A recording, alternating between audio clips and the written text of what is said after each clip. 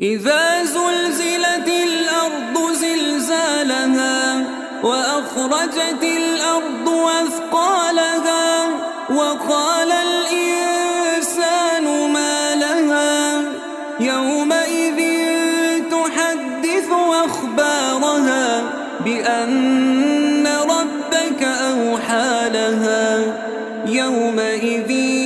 يصدر الناس أشتاتا ليروا أعمالهم